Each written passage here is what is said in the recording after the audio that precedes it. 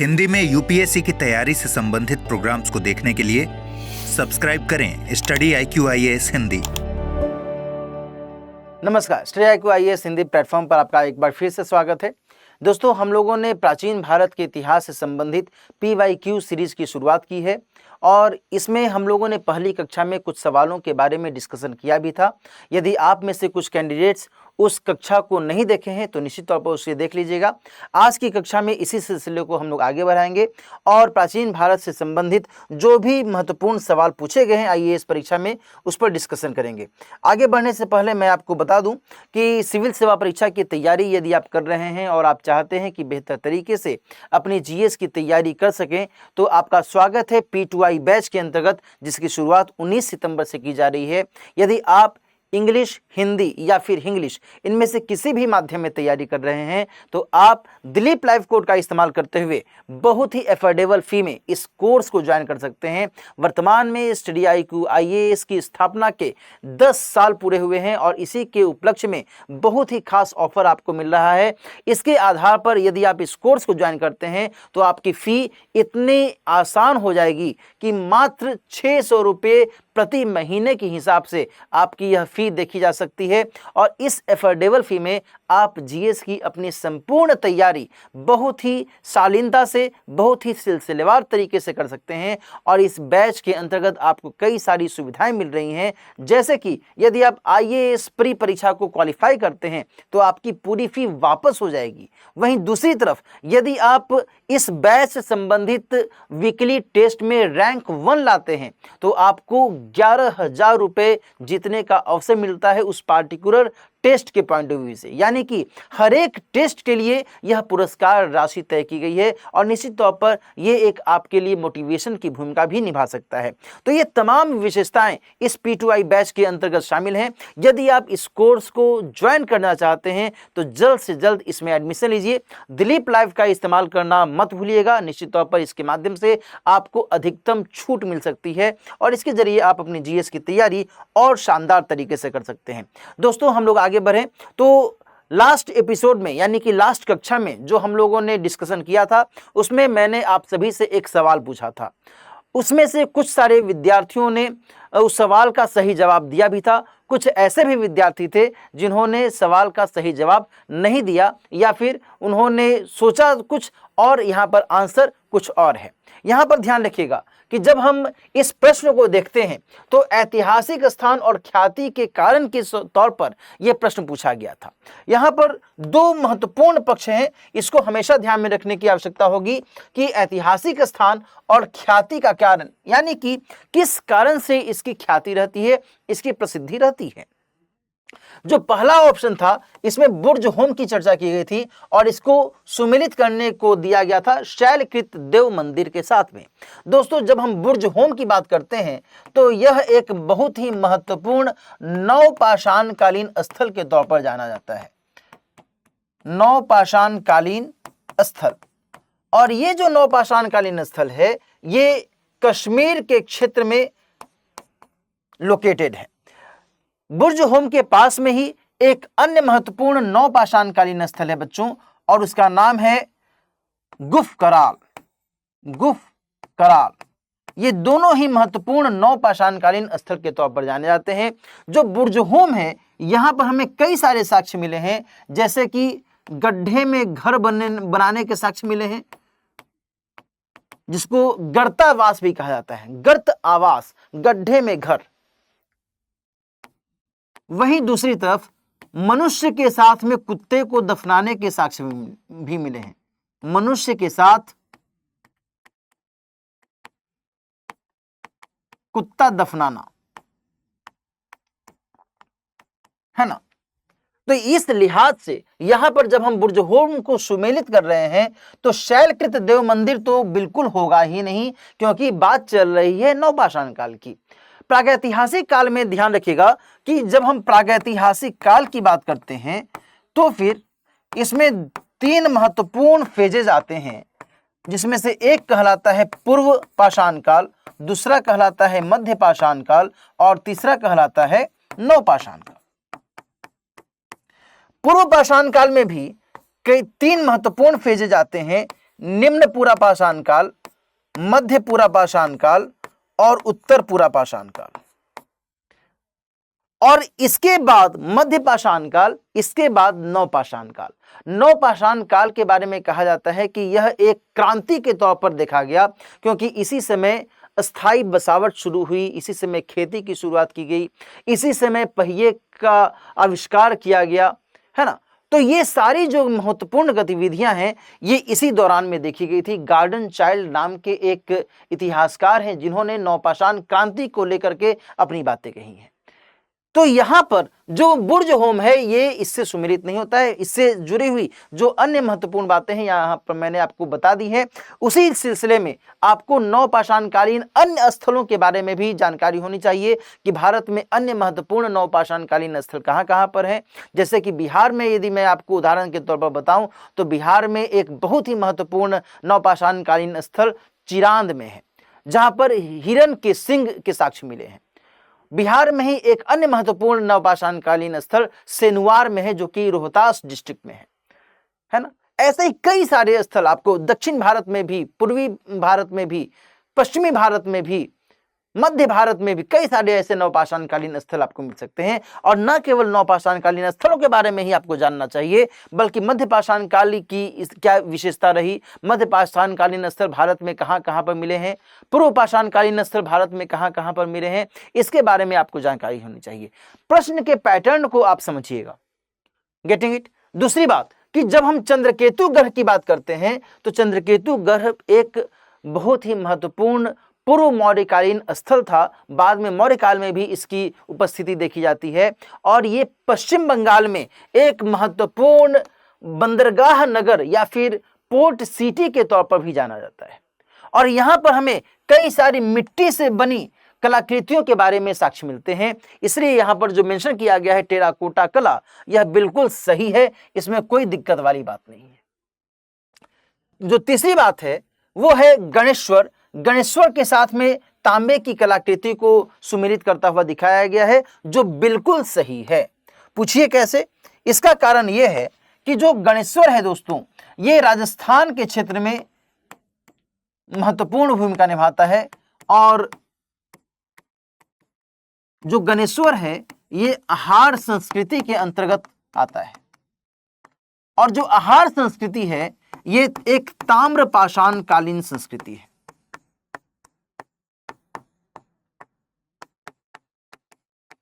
मैंने पहली कक्षा में ये आपको बताया भी था कि ताम्र पाषाणकालीन संस्कृतियां भारत के अलग अलग हिस्सों में पाई जाती हैं, जिसमें मैंने जोरवे, एरन, कैथा, आहार इन सभी के बारे में जानकारी दी थी। तो आहार इसी से जुड़ी हुई है। दरअसल आहार को ताम्बवती भी कहा गया है।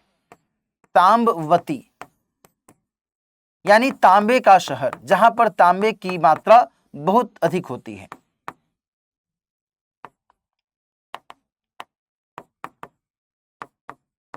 ताम्रपाषाण काल के बारे में थोड़ा सा मैं आपको हिंट दे दूं कि ताम्रपाषाण काल का मतलब यह होता है कि एक ऐसा काल, एक ऐसा फेज जबकि तांबा और पत्थर दोनों का इस्तेमाल मनुष्य के द्वारा किया जाता था। इसी लिहाज से इसे ताम्रपाषाण काल की संज्ञा दी जाती है। तो ये जो कुछ महत्वपूर्ण पक्ष हैं यहाँ पर आपको ध्यान में रखना है। इस लिहाज से यदि हम इस प्रश्न का उत्तर ढूंढने की कोशिश करें तो अब आप समझ पाएंगे कि जब ये 2 और 3 सही सुमेलित हैं तो इसका सही उत्तर क्या होगा। पूछा गया है सही सुमेलित कौन है, तो इसका सही उत्तर हो जाएगा ऑप्शन डी, 2 और 3 is the correct answer. Getting it. इस हिसाब से जब आप किसी भी प्रश्न को देखिएगा, उसकी व्याख्या कीजिएगा, तो उत्तर सीधे सीधे आपको एकदम ट्रांसपेरेंटली दिखने लगेगा, कहीं कोई कंफ्यूजन नहीं होगा। आगे देखते हैं अगला सवाल क्या है। अगला सवाल है बहुत ही शानदार सवाल, जो आज की कक्षा का पहला सवाल है। इसमें प्राचीन भारत के इतिहास को लेकर के 3 महत्वपूर्ण कथन दिए गए हैं और ये तीनों ही कथन कुछ महत्वपूर्ण हिंदू विधि कानून से जुड़े हुए हैं। पहला कथन क्या कहता है? मिताक्षरा ऊंची जाति की सिविल विधि थी और दाय भाग निम्न जाति की सिविल विधि थी।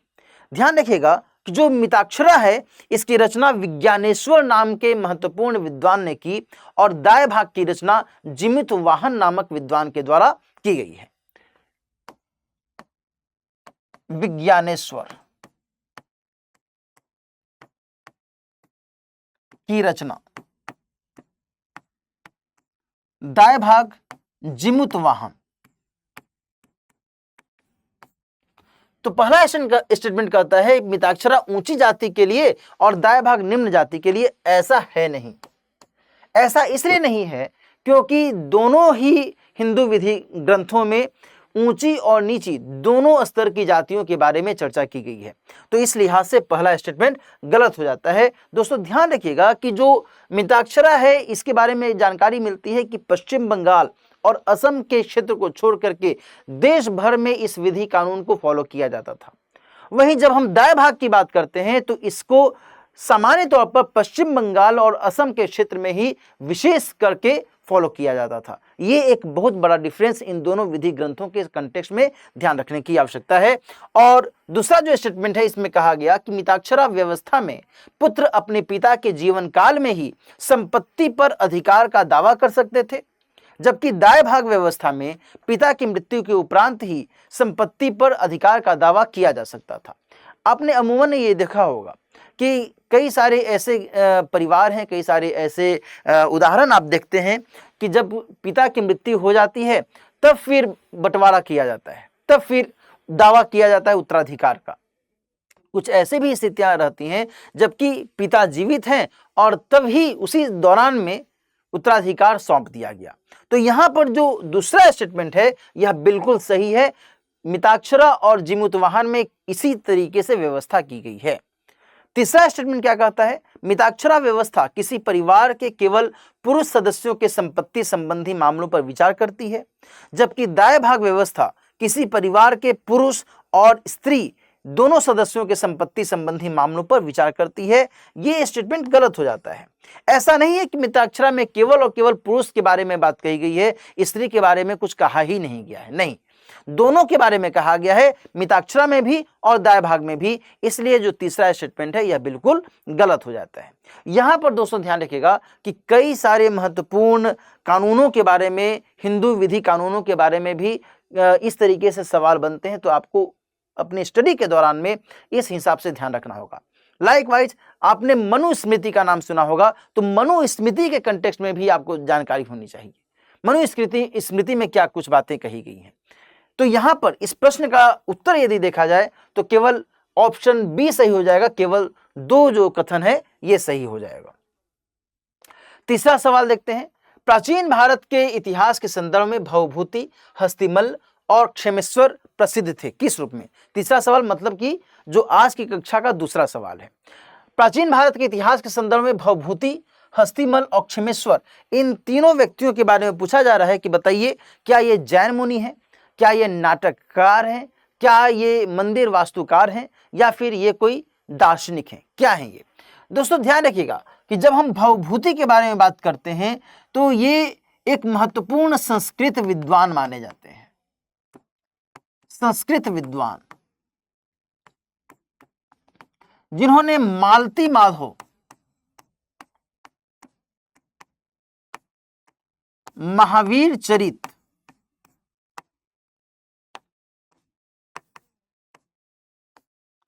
उत्तर रामचरित जैसी रचनाएं की हैं। वहीं जब हम हस्तिमल के बारे में बात करते हैं तो ये एक कन्नड़ साहित्यकार माने जाते हैं, है ना, जिन्होंने अपने लेवल पर कुछ महत्वपूर्ण रचनाएं की हैं। वहीं जब हम क्षेमेश्वर की बात करते हैं तो ये कश्मीर से जुड़े हुए महत्वपूर्ण विद्वान हैं,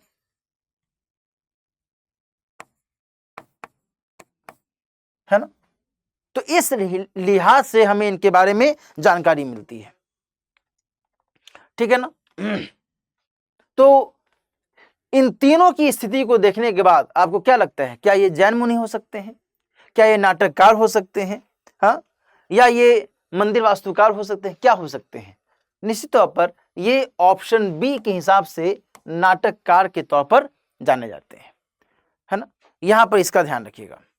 इसके अलावा इनकी कुछ रचनाओं के बारे में मैं आपको बता देता हूं ताकि ये भी आपको ध्यान में रहे। मान लीजिए कभी सीधे रचना को लेकर के सवाल पूछ दे तो फिर क्या करेंगे। तो क्षेमेश्वर के संदर्भ में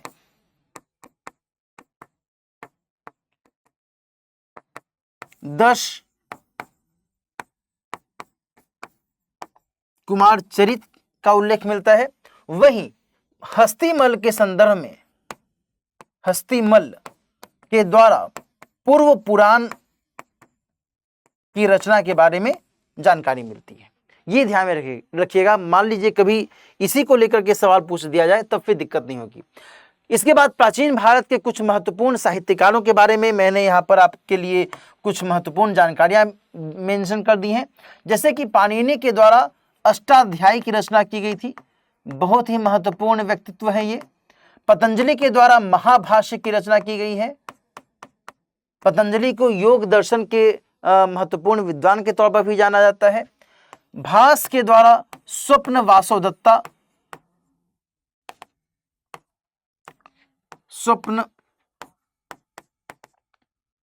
वासवदत्ता और साथ में ही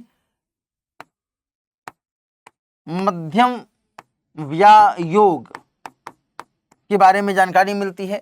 कालिदास के बारे में कई सारी महत्वपूर्ण रचनाएं, अभिज्ञान शाकुंतलम,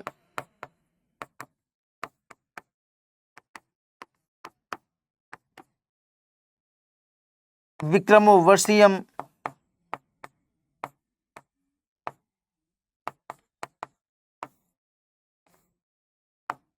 है ना। कई सारी ऐसे रचनाओं के बारे में हमें इनके संदर्भ में जानकारी मिलती है। मेघदूत, ऋतु संहार, कुमार संभव,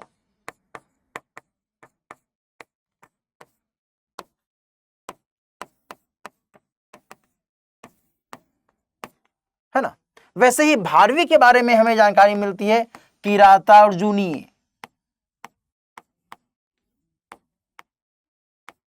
किरातार्जुनीय, जिसमें किरात के वेश में भगवान शंकर अर्जुन से मुलाकात करते हैं और अर्जुन को कुछ दिव्य अस्त्र भी देते हैं।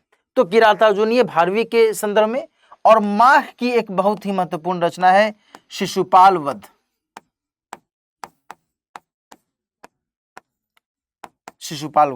शिशुपाल के बारे में आपने कहानी सुनी है, जो भगवान कृष्ण के ये फुफेरे भाई थे और भगवान कृष्ण ने अपनी बुआ को ये वचन दिया था कि 100 गलती तक हम इसको माफ करेंगे, जहां 100 से अधिक गलती किया इसको हम बख्शेंगे नहीं, छोड़ेंगे नहीं। और जब राजसूय यज्ञ में ये जाता है और तब भगवान श्री कृष्ण को न जाने क्या क्या बुरा भला कहता है, तब फिर भगवान श्री कृष्ण ने अपने सुदर्शन चक्र से इसका वध कर दिया था। तो ये एक कहानी मिलती है। तो कुछ इसी तरीके से यहाँ पर इसमें कहा भी गया है। तो ये सभी कुछ महत्वपूर्ण साहित्यकार हैं। आपको इस हिसाब से जानकारी होनी चाहिए कि किसकी क्या रचना है, किसने कौन सी रचना कब की, किस हिसाब से कौन सी भाषा में की। जैसे कि जो कालिदास की रचना है ये संस्कृत में ही है, भास की जो ये रचना है ये भी संस्कृत में ही है ना। तो ये आपको ध्यान में रखने की आवश्यकता है। ठीक है जी, चलिए। तो इसका हम लोगों ने उत्तर देख लिया। ऑप्शन बी इसका सही उत्तर है। अगला सवाल देखते हैं, निम्नलिखित कथनों में से कौन सा कथन सही है, इसको लेकर के सवाल पूछा गया था। अजंता गुफाएं वाघोरा नदी की घाटी में स्थित हैं, बिल्कुल सही है, इसमें कोई दिक्कत नहीं है भाई। सांची स्तूप चंबल नदी की घाटी में स्थित है, यह गलत है। सांची स्तूप बेतवा नदी की घाटी में स्थित है, न कि चंबल।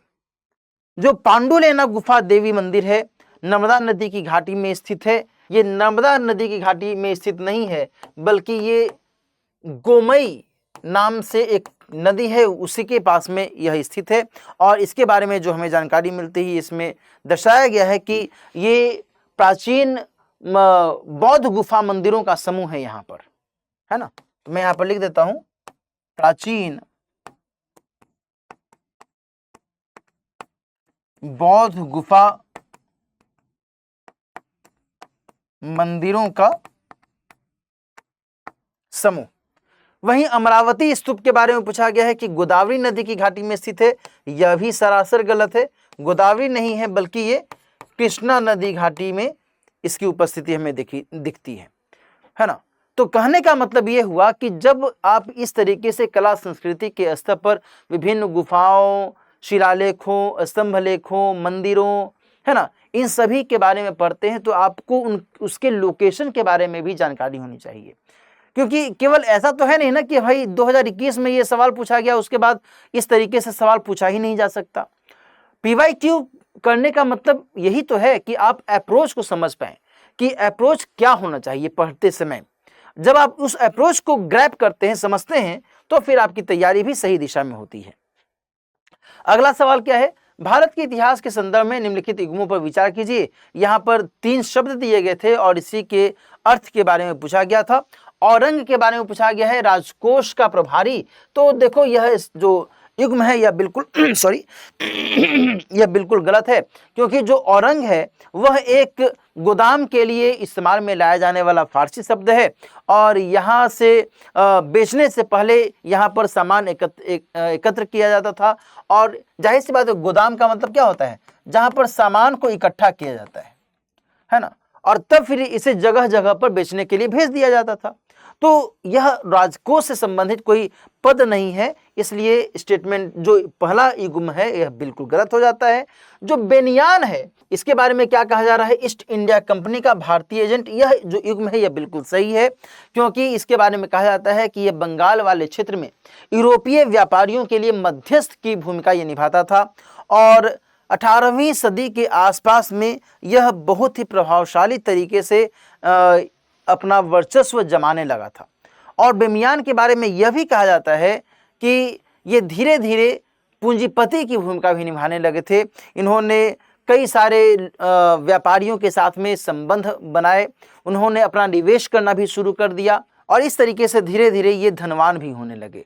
तो जो दूसरा युग्म है यह बिल्कुल सही है।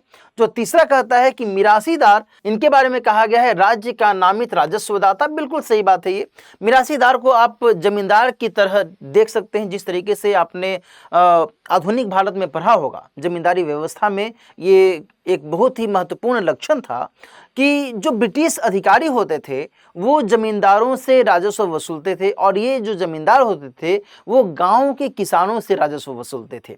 तो ये एक बहुत ही महत्वपूर्ण चेन के तौर पर काम करता था। और कुछ वैसे ही ये जो मिरासीदार हैं ये जमींदार की भूमिका में गांव के किसानों से बहुत बड़ी मात्रा में राजस्व वसूलते थे और कई बार ये गांव के मामलों को अपने अंडर में भी रखते थे। कोई भी यदि गतिविधि हुई तो इनके माध्यम से ही उसकी सुनवाई की जाएगी। इन्हें यानी इस तरीके से इनका रुतबा होता था मिरासीदारों का। Getting it? तो यहाँ पर जो तीसरा युग्म है वह बिल्कुल सही है, दूसरा युग्म भी बिल्कुल सही है। तो ऑप्शन बी इस प्रश्न का सही उत्तर हो जाएगा। ये जो टर्म्स है इन टर्म्स के बारे में आपको हमेशा ध्यान में रखना है। ये तो चलो ठीक है, बेनियान हमने देख लिया, मिरासीदार देख लिया, और भी आपको कई सारे टर्म्स मिलेंगे, है ना। बलूटेदार नाम से आपको टर्म मिल सकता है, आपको जमींदार, जागीरदार के बारे में जानकारी मिल सकती है कि भाई ये क्या है, इसके ऊपर सवाल बना है। तो ये आपको जरूर पढ़ना चाहिए और उनके कॉन्सेप्ट को भी समझने की आवश्यकता है। अगला सवाल देखते हैं। भारत के धार्मिक इतिहास के संदर्भ में निम्नलिखित कथनों पर विचार कीजिए। 3 कथन दिए गए हैं। स्थविरवादी महायान बौद्ध धर्म से संबंधित है। दूसरा है लोकोत्तरवादी संप्रदाय बौद्ध धर्म के महासंघिक संप्रदाय की एक शाखा थी। और तीसरा है महासंघिकों द्वारा बुद्ध के देवत्वारोपण ने महायान बौद्ध धर्म को प्रोत्साहित किया।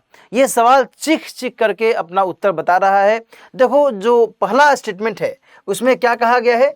स्थविरवादी महायान बौद्ध धर्म से संबद्ध है, जो कि ब्लंडर है। ब्लंडर, ऐसा हो ही नहीं सकता है।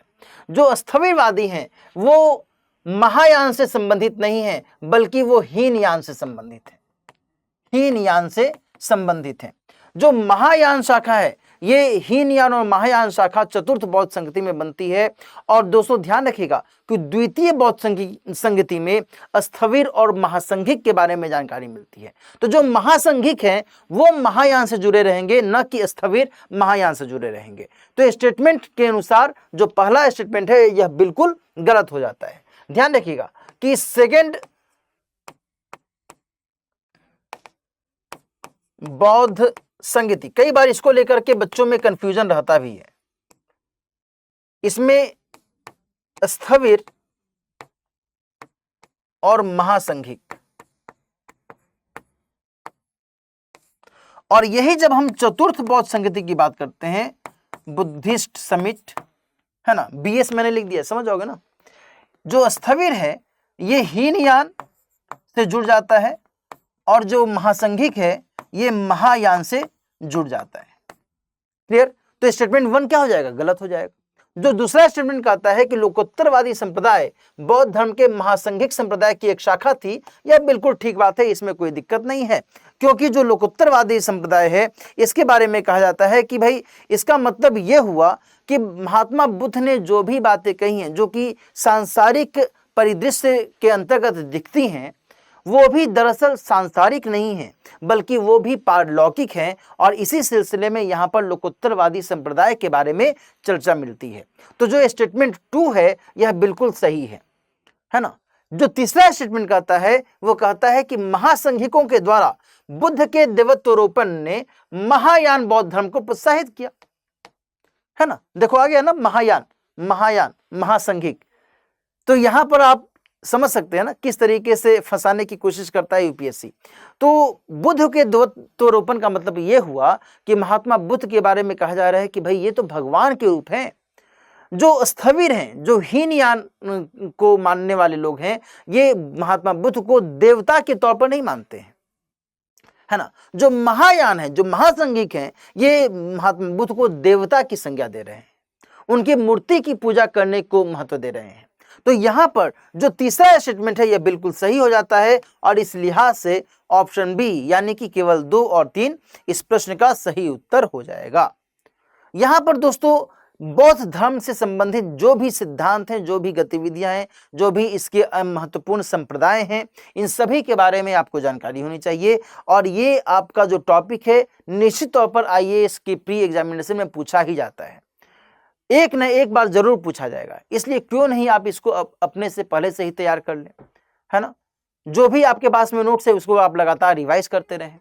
वैसे ही जैन धर्म से संबंधित भी बौद्ध और जैन धर्म बहुत ही महत्वपूर्ण फैक्ट, बहुत ही महत्वपूर्ण चैप्टर के तौर पर आपको ध्यान में रखने की आवश्यकता है।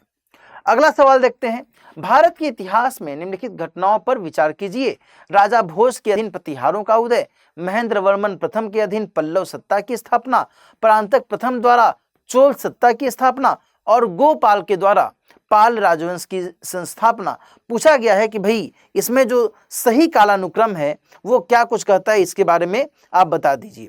देखो यार, बहुत ही शांति से इस तरीके के सवालों को आपको देखने की आवश्यकता होती है, क्योंकि इसमें सब कुछ बताया गया है। आपको क्या करना है, केवल ऊपर नीचे अरेंज कर देना है।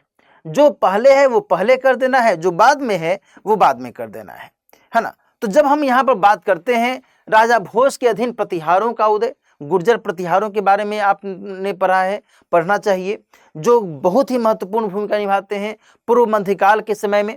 तो यहाँ पर कहा जा रहा है राजा भोज के अधीन में प्रतिहारों का जो उदय है बहुत बड़ी भूमिका निभाता है। जो मिहिर भोज की बात की जा रही है यहाँ पर, है ना। तो ये जो कालखंड है ये लगभग आप मान करके चलिए कि 830 या 835 के बाद की अवधि के बारे में यह दर्शाता है।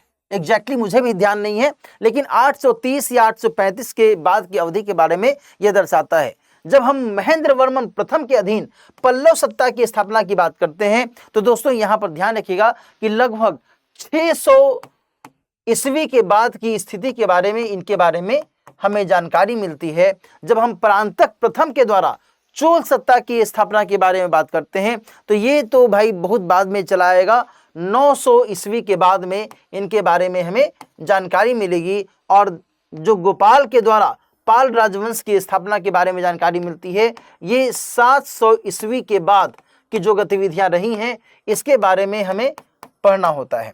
तो मैंने एक मोटे तौर पर आपको आकलन दिया है। मैंने भी, मुझे चूंकि एकदम एग्जैक्टली नहीं याद है कि एकदम ये वाला ईस्वी होना चाहिए, एकदम इस तरीके से आपको भी याद नहीं करने की आवश्यकता है। एक आपको आइडिया होना चाहिए कि लगभग कब की यह घटना हो सकती है।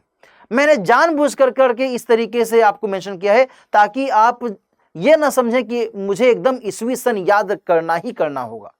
It is not mandatory.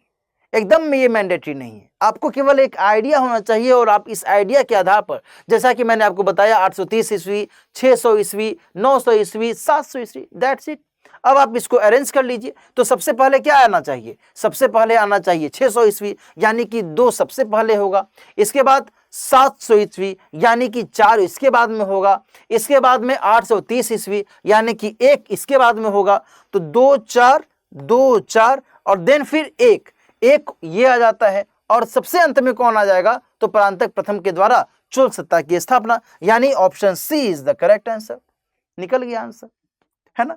ये थोड़ा सा पहले ऐसा था ना कि आप भाई इसको सीसर की तरह अरेंज कीजिए, बढ़ते से घटने क्रम में, घटते से बढ़ते क्रम में, ऐसा रहता है। ऐसा आईएएस वाले एग्जामिनेशन में ना इस तरीके से इतिहास में खास करके ये रहता है। और इसी कारण से आप सभी में शिकायत भी होती है कि सर इतिहास में हमें डेट याद करना पड़ेगा क्या, हमें ईस्वी याद करनी पड़ेगी क्या? ये नहीं करना है, ईस्वी और डेट याद करने की जरूरत नहीं है। आप घटनाक्रम के आधार पर देखिए ना भाई। अब आपने जब दिल्ली सल्तनत पढ़ लिया है, मुगल काल पढ़ लिया है, तो आपसे यदि मैं पूछूं कि भाई पहले आगरे का लाल किला बना था या फिर पहले कुतुब मीनार बना था, तो मैंने आपसे डेट तो नहीं पूछा। आपको केवल ये याद रखना है कि भाई पहले दिल्ली सल्तनत है या फिर पहले मुगल काल है। सो सिंपल, है ना।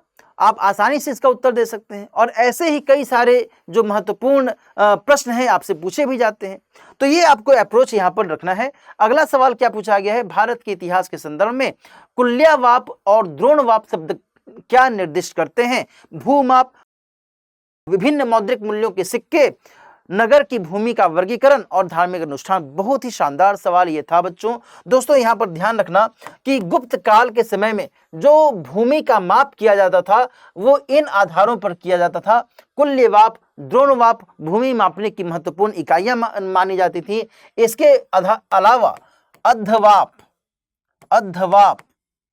निवर्तन, है ना, अंगुल जो है बहुत ही छोटी इकाई मानी जाती थी मापने की। आपने सुना है ना, 4 बांस 24 गज अंगुल अष्ट प्रमाण। तो यहाँ पर अंगुल अष्ट प्रमाण की बात जो की जा रही है ना, वो नापने वाली बात ही की जा रही है। ये मत समझना कि 8 उंगलियों वाली बात की जा रही है।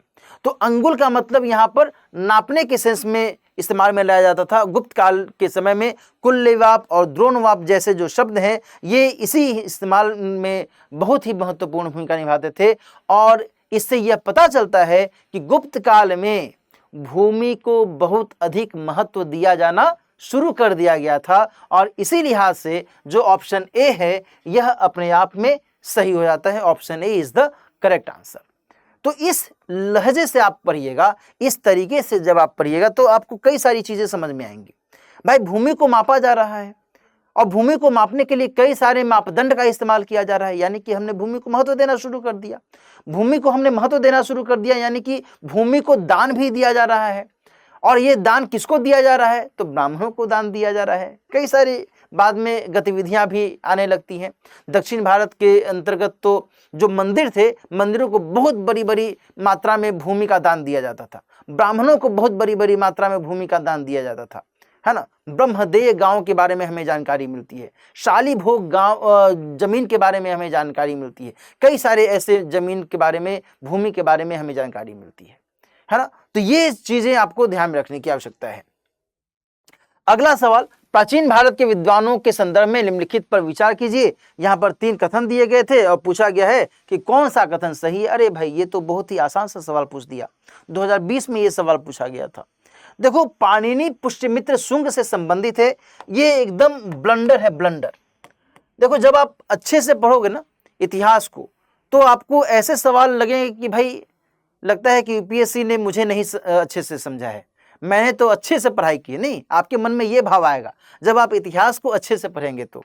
और यदि अच्छे से नहीं पढ़ोगे, तर्क के साथ नहीं पढ़ोगे, क्या, क्यों, कारण, कैसे, इसके आधार पर नहीं पढ़ोगे, केवल रटोगे, तो फिर हमेशा ये बर्डन लगेगा। तो आपको हमेशा इसको लेकर के सावधान होना है। अब देखो यहाँ पर जो बात की जा रही है पाणिनि पुष्यमित्र शुंग से संबंधित, ऐसे कैसे हो सकता है? पाणिनि का जो समय काल है ये 500 ईसा पूर्व के समय में बताया गया है और उन्होंने अष्टाध्यायी की रचना की है। और बाद में पतंजलि आए हैं और वो जो पतंजलि हैं ये पुष्यमित्र शुंग के गुरुदेव माने जाते हैं, है ना। और यही पतंजलि ने महाभाष्य की रचना की है ना। तो यहां पर जो स्टेटमेंट है यह बिल्कुल गलत हो जाता है। दूसरा स्टेटमेंट, अमर सिंह हर्षवर्धन से संबंधित है। How is it possible? Amar Singh Chandragupta द्वितीय यानी गुप्तकालीन राजा चंद्रगुप्त द्वितीय के नवरत्नों में से एक हैं। अमर सिंह ने अमरकोश नाम के एक बहुत ही महत्वपूर्ण ग्रंथ की रचना की है और इसी अमरकोश के अंतर्गत कृषि के विभिन्न शब्दों के बारे में जिक्र मिलता है। 12 प्रकार की भूमि के प्रकार के बारे में हमें जिक्र मिलता है ना। तो यहां पर जो ये स्टेटमेंट है यह भी गलत हो जाता है। तीसरा है, कालिदास चंद्रगुप्त द्वितीय से संबंधित है। ये तो खैर पूरी दुनिया जानती है। चंद्रगुप्त द्वितीय विक्रमादित्य के दरबार में यही नवरत्नों में से एक कालिदास हैं और वही अमर सिंह भी हैं। तो स्टेटमेंट 3 सही हो जाएगा। जो सवाल पूछा गया है कि कौन से सही हैं, तो केवल और केवल तीसरा जो कथन है यानी option C is the correct answer for this question. अब देखो आपका अप्रोच क्या होना चाहिए। यहां पर तो इस तरीके से सवाल पूछ दिया गया। अब जिस भी कालखंड में, जिस भी राजा के दरबार में जो भी महत्वपूर्ण विद्वान हुए हैं, चाहे वो प्राचीन भारत से जुड़े हुए हों, चाहे वो मध्यकालीन भारत से जुड़े हुए हों, आपको ये हमेशा ध्यान में रखना है ना। हर्षवर्धन के समय में कौन था, कौटिल्य किसके समय में थे, मेगास्थनीज किसके समय में भारत आया, ये सब आपको ध्यान में रखना है। पाहियान किसके समय में भारत आया, श्री हर्ष किसके समय में थे, विज्ञानेश्वर किसके समय में थे। कई सारे सवाल आपसे जब इस तरीके से पूछा जाएगा ना तो कंफ्यूजन हो सकता है। तो आपके पास में पूरी की पूरी एक लिस्ट होनी चाहिए कि भाई कौन से राजा, कौन सा समय काल, किसके दरबार में कौन सा व्यक्ति, और उस व्यक्ति ने यदि कोई रचना की है तो कौन सी रचना की है। ये आपके पास में पूरा एक फ्रेम होना चाहिए और इससे देखो आपका आपकी जो तैयारी है वो निश्चित तौर पर और बेहतर हो सकती है। तो ऑप्शन 3 इसका ऑप्शन सी इसका सही जवाब हो जाएगा। अगला सवाल देखते हैं, निम्नलिखित में से किस शासक ने अपनी प्रजा को इस अभिलेख के माध्यम से परामर्श दिया, कोई भी व्यक्ति जो अपने संप्रदाय को महिमा मंडित करने की दृष्टि से अपने धार्मिक संप्रदाय की प्रशंसा करता है या अपने संप्रदाय के प्रति अत्यधिक भक्ति के कारण अन्य संप्रदायों की निंदा करता है, वह अपितु अपने संप्रदाय को गंभीर रूप से हानि पहुंचाता है। ये बातें किसने कही हैं? ये जो सवाल है 2020 में ही पूछा गया था, बहुत ही आसान सवाल था। ये जो सेंटेंस है इसमें ये चीख चीख करके बता रहा है कि ये किसके द्वारा कहा गया होगा। देखो जो अशोक है, अशोक के द्वारा ये बातें कही गई हैं, सम्राट अशोक के द्वारा। उसने अपने शिलालेखों में ये बात मेंशन की है कि भाई देखो, अपने धर्म की प्रशंसा, दूसरे के धर्म की निंदा कभी मत करना, है ना। सभी लोग मिलजुल करके रहना, धार्मिक सहिष्णुता की बात वो करता है। तो अशोक के द्वारा ये बातें कही गई हैं। अब यहां पर समझिएगा कि जो अशोक है इसके संदर्भ में जो भी महत्वपूर्ण पक्ष हैं, जैसे कि धम्म का प्रचार, जैसे कि शिलालेख, स्तंभ लेख, कौन कहां पर है, किसमें क्या बातें कही गई हैं, ये आपकी जानकारी में होना चाहिए। अशोक के समय में शासन प्रशासन की क्या व्यवस्था थी, ये सब आपको जानकारी में होना चाहिए। इसके अलावा जो समुद्रगुप्त हैं, निश्चित तौर पर गुप्त काल के महत्वपूर्ण व्यक्ति हैं। भारत का नेपोलियन तक की संज्ञा दी गई है, तो इनके बारे में भी आपको जानकारी होनी चाहिए। कृष्णदेव राय जो कि विजयनगर साम्राज्य से जुड़े हुए महत्वपूर्ण व्यक्तित्व हैं, इनके समय में क्या कुछ महत्वपूर्ण गतिविधियां हुई हैं, इन्होंने बहुत ही महत्वपूर्ण कुछ रचनाएं भी की हैं, है ना। जाम्बवती कल्याणम जैसी महत्वपूर्ण रचना की है इन्होंने, है ना। अमुक्त माल्यद नाम से इन्होंने महत्वपूर्ण रचना की है। संस्कृत और तेलुगु के जाने माने विद्वान के तौर पर भी इनको जाना जाता है। कौन से वंश से जुड़े हुए थे, है ना, ये आप बताइएगा, ये मैं नहीं बताऊंगा। कौन से वंश से जुड़े हुए थे कृष्णदेव राय? सुलुव, तुलुव, अराविडु या संगम, इनमें से कौन से वंश से जुड़े हुए थे? आप कमेंट सेक्शन में बताइएगा।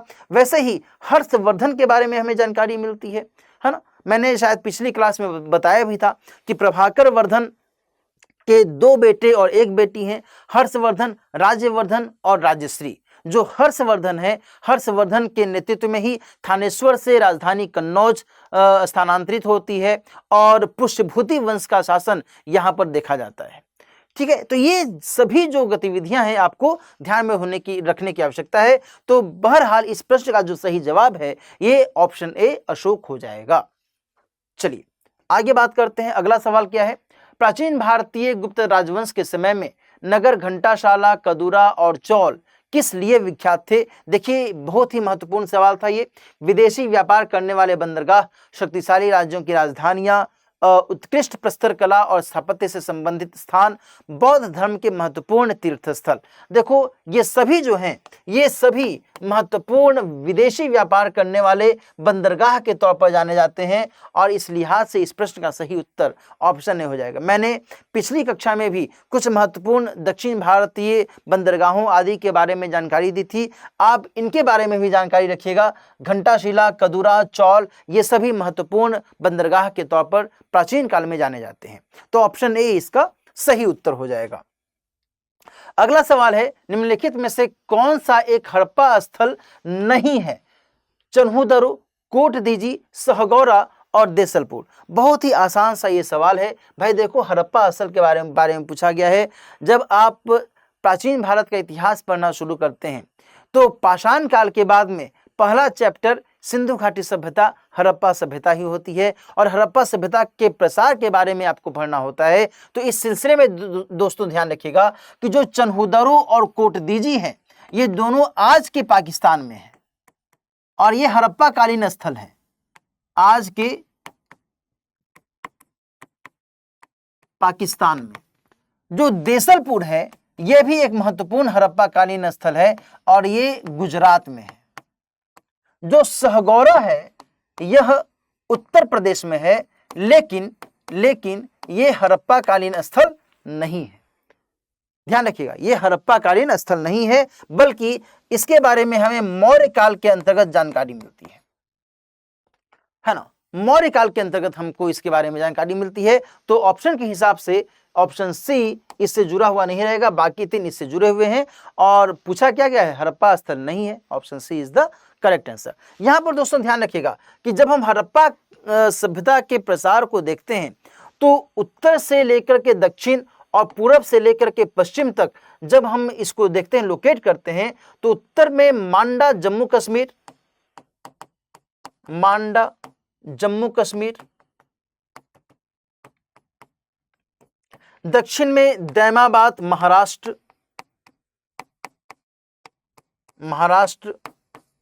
पूरब में आलमगीरपुर जो कि आज का मेरठ है, उत्तर प्रदेश, और पश्चिम में सुतकांगेनडोर जो बलूचिस्तान वाला इलाका है। यहां तक हमें हड़प्पा सभ्यता के प्रसार के बारे में जानकारी मिलती है। और इसी प्रसार क्षेत्र में न जाने कितने स्थल, कालीबंगा है ना, बनावली, कई सारे स्थल आपको, रोजदी, रंगपुर, कई सारे स्थल आपको, रोपर, पंजाब में रोपर एक बहुत ही महत्वपूर्ण स्थल था।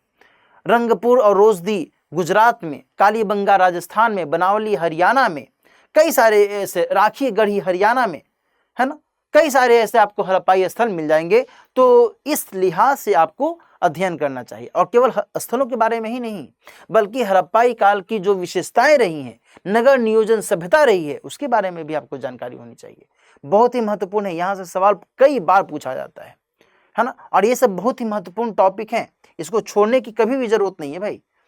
अगला सवाल, ये जो सवाल है ये मैं आपको होमवर्क के तौर पर दे रहा हूं, इसका उत्तर आप कमेंट सेक्शन में दीजिएगा। अगली कक्षा में हम लोग इसके बारे में डिस्कशन करेंगे। सवाल है, निम्नलिखित में से किस उभारदार मूर्ति शिल्प यानी रिलीफ स्कल्पचर शिलालेख में अशोक के प्रस्तर रूप चित्र के साथ रान्यू अशोक यानी राजा अशोक उल्लिखित है? ऑप्शन है कंगनहल्ली, सांची, शाहबाजगढ़ी और सहगौरा। बताइएगा इसका उत्तर क्या होगा। और अगली कक्षा में हम लोग इसके बारे में भी विचार करेंगे, बातचीत करेंगे। ध्यान रखिएगा कि अगली कक्षा शनिवार को आयोजित की जाएगी, शाम में 7 बजे आप ये कक्षा देख पाएंगे। मिलते हैं फिर, अपना ख्याल रखिए, ऑल द बेस्ट। हिंदी में यूपीएससी की तैयारी से संबंधित प्रोग्राम्स को देखने के लिए सब्सक्राइब करें स्टडी IQ IAS हिंदी।